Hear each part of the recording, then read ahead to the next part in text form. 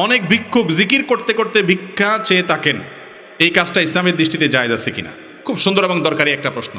যত ভিক্ষুক আছে আমাদের দেশে, ভিক্ষুক বেশিরভাগই দেখা যায় নিজে নামাজ কালাম পড়ুক আর না পড়ুক, আল্লাহর নামে জিকির করতে করতে ভিক্ষা চায়, আছে না নাই? এটা সম্পূর্ণভাবে নাজায়েজ একটি কাজ, কারণ এটা হলো আল্লাহর দ্বীনকে, আল্লাহর জিকিরকে, ইবাদতকে বিক্রি করা। দ্বীনকে বিক্রি করে ভিক্ষা চাওয়া জায়েজ।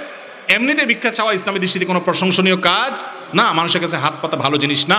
নবী করিম সাল্লাল্লাহু আলাইহি ওয়াসাল্লাম ভৎসনা করেছেন ওই লোকদের যারা মানুষের কাছে হাত পাতে ভিক্ষা চায়, সেখানে আবার ভিক্ষা চাইতে চাইতে আল্লাহর নামে ভিক্ষা চাইবেন, এটা জায়েজ নাই। নবী করিম সাল্লাল্লাহু আলাইহি ওয়াসাল্লাম বলেছেন, আল্লাহর নামে, আল্লাহর দোহাই দিয়ে যদি কেউ কিছু চায় সেটা শুধু জান্নাত চাইবে, মানুষের কাছে কোনো কিছু আল্লাহর দোহাই দিয়ে চাওয়া জায়েজ নাই।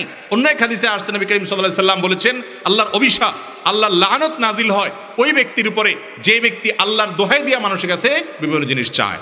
তাহলে যারা ভিক্ষা চান তাদের জন্য এটা করা জায়েজ নাই। আল্লাহর জিকিরকে আপনি অর্থ উপার্জনের মাধ্যম বানিয়েছেন, এটা জায়েজ নাই।